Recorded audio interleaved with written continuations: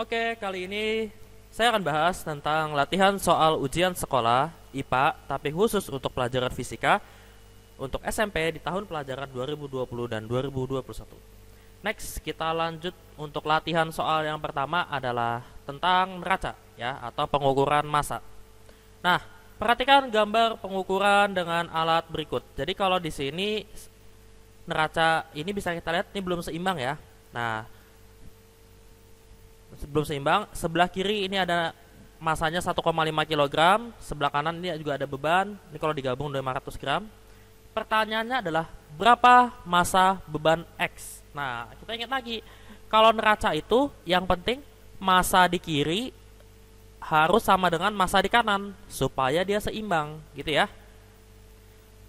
Nah, sekarang berapa nilai X yang harus ditambahkan di kanan supaya mengimbangi nilai 1,5 kilo ini? Nah, sekarang yang sebelah kiri ya, yang sebelah kiri ini punya angka 1,5 kilo. Nah, karena di sini juga gram, kita samain aja satuannya jadi gram. Nah, 1,5 kilo ya kalau dijadiin ke gram itu adalah 1500 gram. Jadi dikali 1000. Oke ya. Jadi 1500 gram sama dengan massa di kanannya adalah 250 gram ditambah 250 gram. Ini kita tulis 250 gram ditambah 250 gram. Nah, ditambah dengan X. Kalau ini kita jumlahkan, berarti di sini 1500 gram sama dengan 250 ditambah 250 adalah 500 gram ditambah X. Nah, berarti X ya adalah 500 ditambah berapa biar jadi 1500. Berarti X-nya itu adalah 1500 kurang 500 yaitu adalah 1000 gram. Ya, intinya kiri kanan itu harus sama untuk soal tentang neraca seperti itu. Masuk soal nomor 2. Yang ditanyakan adalah perubahan materi di atas yang merupakan perubahan kimia. Nah, kita harus ingat lagi, perubahan kimia itu relatif lebih sedikit dibanding perubahan fisika. Definisinya apa sih perubahan kimia itu? Perubahan kimia itu adalah perubahan yang menghasilkan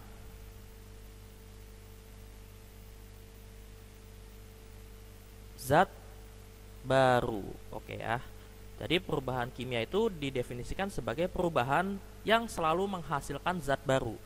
Contohnya apa? Ya, contohnya ini hanya ada 4 kurang lebih. Yang pertama adalah pembakaran, ya. Di mana pembakaran ini zat barunya adalah arang, ya, arang atau karbon. Yang kedua itu adalah perkaratan. Nah, ini besi berkarat atau apa itu termasuk berkaratan. Yang ketiga adalah pembusukan, atau kalau pembusukan bisa dimanfaatkan itu disebut sebagai fermentasi. Dan yang terakhir adalah peledakan. Nah, selain ini semua ya, selain 4 ini semua adalah perubahan fisika ya. Jadi perubahan kimia hanya ada 4 ini, berarti selain itu adalah perubahan fisika. Berarti kita lihat aja pernyataannya. Air mendidih. Nah, mendidih bukan termasuk 4 ini, berarti ini bukan perubahan kimia. Seperti itu. Alkohol menguap. Menguap juga bukan, ya. Menguap itu hanya berubah bentuk, hanya berubah wujud. Nah, dia tidak menghasilkan zat baru. Bukan. Habis itu pembuatan kedelai menjadi tempe. Nah, ini adalah salah satu contoh fermentasi, ya. Lilin terbakar, ya terbakar itu kan ada zat hitamnya di sumbunya, itu termasuk pembakaran. Berarti yang benar adalah 3 dan 4. Seperti itu. Oke, semoga bisa dipahami. Masuk ke nomor 3. Urutan ion, atom, molekul unsur, dan molekul senyawa yang benar adalah. Nah, jadi kita harus tahu dulu definisinya. Pokoknya kalau ion itu adalah atom bermuatan listrik.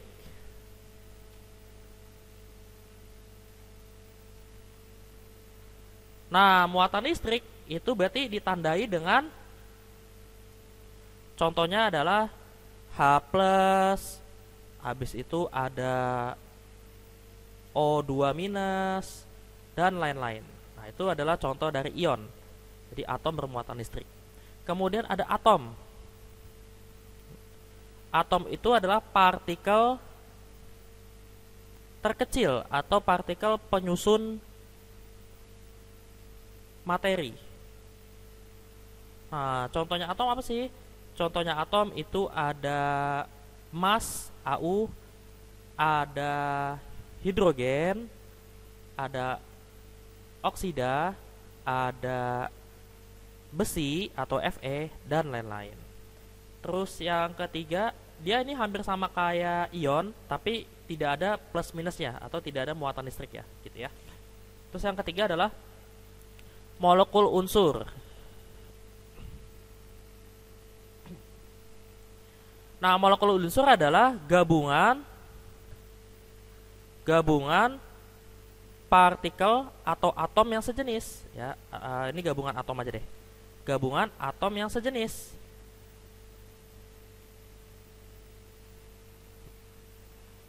Contohnya apa aja?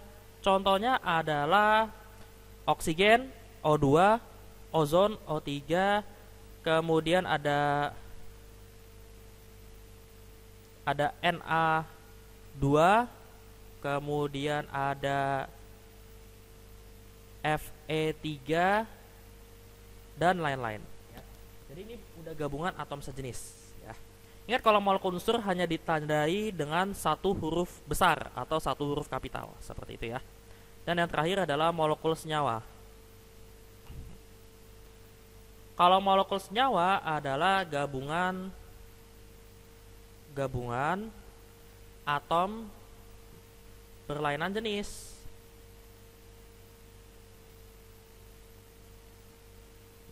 Nah, contohnya apa aja? Contohnya adalah garam dapur atau NaCl. Di huruf kapital ada 2. Kemudian ada air, H2O, ada CO2, karbon dioksida, dan lain-lain. Oke, dari definisi dan pernyataan ini, berarti mana yang termasuk ion, atom, unsur, dan senyawa? Ion adalah nomor 4 ya. Jadi nomor 4 ini adalah ion. Jadi yang ada plus minus itu ion. Kemudian ada atom, atom itu yang tunggal ya. Tunggal, dia tidak bergabung. Ini nomor 1, ini atom. Terus molekul unsur ini yang sejenis. Nah, huruf kapital juga cuma 1 tapi dia gabungan. Berarti ini molekul unsur. Dan yang terakhir adalah molekul senyawa, berarti sisanya. Berarti jawaban yang tepat adalah dimulai dari ion dulu. Ion itu tadi nomor 4, atom itu nomor 1, unsur itu nomor 2, senyawa itu nomor 3. Berarti 4, 1, 2, 3. Nah, berarti jawabannya D. Seperti itu. Oke, semoga bisa dipahami. Next, lanjut nomor 4. Nomor 4, langsung tulis diketahuinya. Ini sudah masuk soal hitung-hitungan. Berapa energi kalor yang diperlukan sebuah logam besi yang memiliki massa 4 kg? Oke, berarti massa itu disimbolkan dengan M. Ini 4 kg. Dipanaskannya dari 30 derajat Celcius hingga 100 derajat Celcius. Nah, kita langsung ambil aja nilai kenaikannya. Ini kenaikannya dari 30 ke 100 itu delta T namanya. Atau selisih suhunya itu adalah 30 ke 100 atau 100 dikurang 30 adalah 70 derajat Celcius. Dan kalor jenisnya adalah 460. Kalor jenis itu C. 460 Joule per kilogram derajat Celcius. Yang ditanyakan adalah berapa energi kalor. Berarti yang ditanyakan adalah Q. Jadi energi kalor. Oke, kita langsung jawab aja. Nah, di sini karena ada perubahan suhu, maka Q yang dipakai adalah persamaannya MC delta T, MC delta T, atau singkat macet, gitu ya, macet biar gampang untuk menghafalkannya. Udah, variabel sudah ketahuan semua, tinggal masukin aja. M-nya 4 kilo, M4, C-nya 460, delta T-nya adalah 70. Ya, seperti itu. Nah, ini semuanya tinggal dikali aja. 4 dikali 46 itu adalah, kita hitung 6 kali 4 itu 4, 2, 4 kali 4 16, 16 tambah 2 8, berarti 184, dan dikali dengan 70 ya. kali dengan 7 berarti. Ntar nolnya tinggal ditambahin aja di terakhir. 184 kali 7, 4 kali 7 8, simpen 2, 8 kali 7 56, 58, simpen 5, 1 kali 7 7, tambah 5 berarti 2. Nah, 1288. 1288, nolnya ada 2, tambahin belakangnya. Satuannya joule. Oke, jawabannya adalah yang A. Oke, semoga bisa dipahami untuk kalor. Nomor 5. Nah, nomor 5 ini masuk tentang bab gerak. Sebuah motor melaju dari keadaan diam. Oke, kalau melaju dari keadaan diam, berarti diketahuinya V awal atau V nolnya itu sama dengan 0, ya, 0 meter per second, dengan percepatan 6 meter per second kuadrat. Percepatan adalah acceleration atau A. A-nya adalah 6 meter per second kuadrat. Ditanyakan adalah kecepatan motor setelah 2 detik bergerak adalah, jadi saat T-nya 2 second atau 2 detik, ya, atau second, ya, berapakah kecepatannya atau V di waktu T-nya. Nah, ini adalah contoh soal kasus GLBB. Jadi langsung jawab aja. Rumus yang dipakai adalah yang VT sama dengan V0 ditambah A kali T. VT-nya itu yang ditanya. V0-nya adalah 0 karena dimulai dari diam. Ditambah A-nya adalah 6. T-nya adalah 2. Berarti 6 kali 2 itu adalah 12 meter per second untuk nilai VT. Oke, sudah ketemu. Semoga bisa dipahami. Lanjut soal nomor 6. Nah, ini soal nomor 6 harap dibaca baik-baik. Sebuah balok didorong dengan gaya 20 Newton dan bergerak dengan percepatan 2 meter per second kuadrat. Nah, ini hati-hati ya. Ini pernyataannya adalah sebuah balok. Berarti satu balok didorong dengan gaya 20, percepatannya 2 meter per second kuadrat. Jadi kondisi 1. Nah, kondisi 1-nya gini. Satu balok, ya, didorong dengan gaya 20, berarti F pertamanya adalah 20. Percepatannya atau A1-nya adalah 2 meter per second kuadrat. Nah, jika ada 3 buah balok yang homogen itu artinya sejenis, ya, tersebut disusun seperti pada gambar di atas dan didorong dengan gaya yang sama. Jadi di kondisi kedua nih, ya, ini ada 3 benda tapi homogen, artinya sama dengan benda yang pertama. Nah, ini misalkan adalah M dan ditarik dengan gaya 20 Newton. Ya, berarti ini F2-nya. Kenapa di sini 20 Newton juga? Karena gayanya adalah sama yang dipakai. Nah, pertanyaannya adalah maka besar percepatannya menjadi, berarti yang ditanya adalah A2. Oke. Di sini karena gayanya sama, ya, kita langsung aja pakai konsep hukum Newton 2, yaitu F1 sama dengan F2. Nah, di sini F1-nya adalah M1 dikali A1 sama dengan M2 dikali A2, ya. Jadi di sini jawab ya. M1-nya cuma ada satu bendanya, ya. Berarti cuma ada M. A1-nya adalah 2. M2-nya adalah ada 1, 2, 3. Berarti kalau ditambah semua hasilnya 3M dikali A2. Nah, A2-nya kita nggak tahu berapa. Ini M-nya boleh coret. Nah, berarti 3-nya pindah ruas, ya. Jadi 2 sama dengan 3. 3A2, ya. Jadi 3 dikali A2. Maka A2-nya adalah 3-nya pindah ruas, jadinya 2/3 meter per second kuadrat. Seperti itu. Berarti percepatannya saat 3 benda itu lebih kecil dari semula yang besarnya 2/3. Berarti jawabannya B. Oke, semoga bisa dipahami. Masuk nomor 7. Cepat rambat gelombang pada gambar di bawah ini adalah, nah, kalau kita mau mencari cepat rambat gelombang, berarti kita harus cari dulu adalah V sama dengan lambda kali F. Nah, ini adalah rumus cepat rambat. Kita harus tahu dulu lambdanya. Lambda itu adalah panjang dari satu gelombang. Nah, Di sini sudah ketahuan 9 meter ini khusus setengah gelombang. Berarti kalau setengahnya lagi juga pasti 9 meter. Berarti lambdanya adalah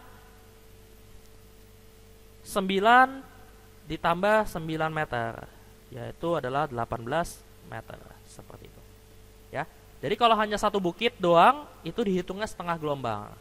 Kalau lambda, ya, lambda itu adalah panjang satu bukit ditambah satu lembah. Itu adalah lambda.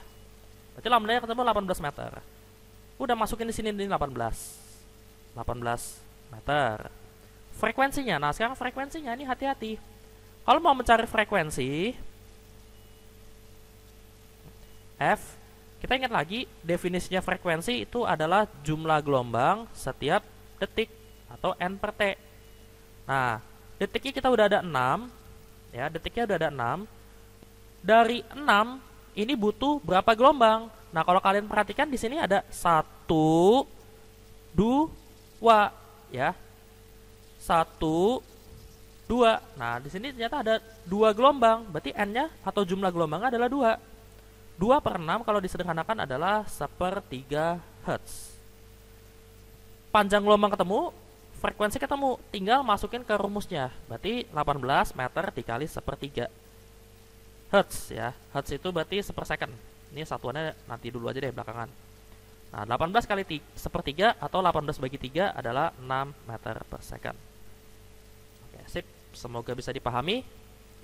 Lanjut soal nomor 8. Ini tentang gaya Coulomb. Tulis dulu yang diketahui adalah dua buah muatan listrik yang sejenis. Nah, kalau sejenis nanti interaksinya pasti tolak menolak, ya. Sejenis itu pasti tolak menolak atau saling menjauh.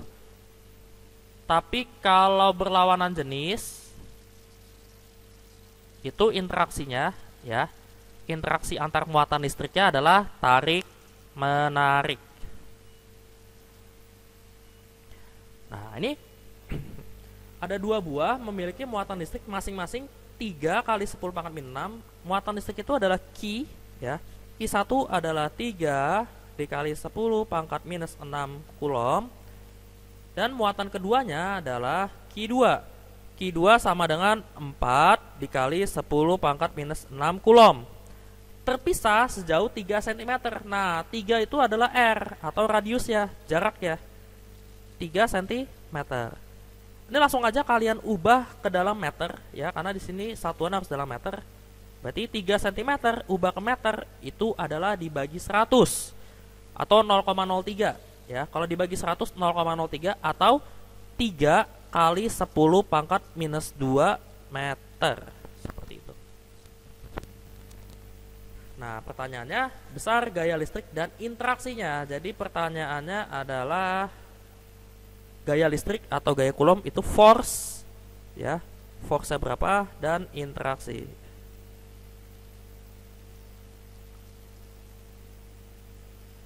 Oke, kita langsung jawab. Nah, masih ingat rumus gaya Coulomb itu F sama dengan K Q1 kali Q2 dibagi R kuadrat, atau F sama dengan kakiku retak-retak. Nah, itu juga boleh cara ngafalinnya, ya. Oke, masuk. K-nya itu adalah besar tetapan, ya. Tetapan listrik di udara. Besarnya adalah 9 kali 10⁻⁹, 9 kali 10⁻⁹ dikali Q1. Nah, Q1-nya udah diketahuan di soal 3 kali 10⁻⁻⁶ dikalikan dengan Q2. Q2-nya adalah 4 kali 10⁻⁻⁶ dibagi R kuadrat. Nah, R-nya ini ganti yang masukinnya satuan meter, ya. Masukinnya harus satuan meter. Berarti 3 kali 10⁻⁻² dikuadratin. Oke, kita pertama kerjain yang ininya dulu, ya. Jangan lupa dalam mengkali ini adalah perkalian bilangan pangkat juga. 3 dikali dengan 4, terus nanti pangkatnya tinggal ditambah. Nah, kalau 3 yang di sini ini adalah dikuadratin. Oke. Jadi 9-nya ini kita abaikan dulu. 9 kita tulis ulang, 9 kali 10 pangkat 9. Nah, di sini perkaliannya adalah 3 kali 4 dulu, berarti 12. Ya, 12 dikalikan dengan 10 pangkat. Nah, kalau dikali, pangkatnya ditambah. Ya, jadi kalau ada perkalian pangkat, itu pangkatnya tinggal ditambah aja. Min 6 ditambah min 6. Min 6 ditambah min 6 adalah min 12 dibagi 3 dikuadratin. 3 dikuadratin adalah 9 kali 10 pangkat minus 2 dikali 2. Jadi hasilnya adalah minus 4. Seperti itu. Oke, jadi nanti hati-hati dalam perhitungan atau perkaliannya. Nah, ini 9 sama 9 sini boleh dicoret. Ya, boleh dicoret. Karena ini hasil pembagian. Jadi tersisa nanti angkanya adalah 12. Nah, 12 pangkat berapa? Jadi F-nya di sini adalah 12 kali 10 pangkat min 12 min 4 itu adalah min 8. Jadi di sini adalah 10 pangkat 9 dikali. Nah, ini kan pembagian nih. Kalau pembagian pangkatnya dikurang. Berarti min 12 dikurang min 4. Min 12 min 4. Berarti positif 8. Berarti dikali 12 kali 10 pangkat. Bukan positif 8 ya, maaf. Min 8. Min 12 ditambah 4. Nah, jadi jawabannya adalah 10 pangkat 9 min 8 ini ditambah. Berarti jadinya 12 kali 10 pangkat 1 atau 120 Newton. Oke, semoga bisa dipahami. Jadi jawabannya, nah karena dia sejenis di soal, maka tolak menolak. Jadi jawabannya tepat adalah A. Seperti itu. Oke, semoga bisa dipahami. Nomor 9. Nah, ini ada alat ukur listrik ya. Pertanyaannya adalah beda potensial pada ujung-ujung hambatan 20 ohm adalah, beda potensial itu adalah V. Nah, jadi ditanyanya ini adalah V. Nah, kita ketahui dulu bahwa yang diketahui adalah 20 ohm. 20 ohm itu adalah R. Dan di sini ada satuan ampere ya. Satuan ampere itu adalah arus. Nah, jadi yang diketahui di sini adalah arus, tapi terbaca dalam alat ukur. Nah, berarti arusnya adalah, ingat lagi cara baca alat ukur adalah skala penunjuk, skala yang ditunjuk dibagi dengan skala maksimum dikalikan dengan batas ukurnya. Kalau dari soal skala penunjuknya adalah angka 30. Ya, jadi di sini tulis 30 dibagi skala maksimumnya. Skala maksimum itu terletak paling kanan. Nah, paling ujung sebelah kanan. Berarti yang ini nih. Skala maksimum. Berarti 30/50 dikalikan dengan batas ukur. Batas ukur itu adalah batas yang ada di sini dan yang dihubungkan ke kabelnya. Nah, ini yang dihubungkan ke kabel adalah 1. Berarti nanti batas ukurnya adalah 1 ampere. Gitu ya. Dibagi aja, 0-0-nya habis. Berarti I yang terbaca adalah 3/5 kali 1. Ya, berarti 3/5 ampere. Oke, ini I yang terbaca. Udah, langsung jawab aja. Kalau udah ketahuan I dan R, maka kita tinggal gunakan hukum Ohm ya. V sama dengan I kali R. I-nya adalah 3/5. R-nya adalah 20. 20 bagi 5, 4. 4 kali 3 adalah 12 volt. Oke, jadi jawabannya yang tepat adalah D. Oke, sip. Semoga bisa dipahami.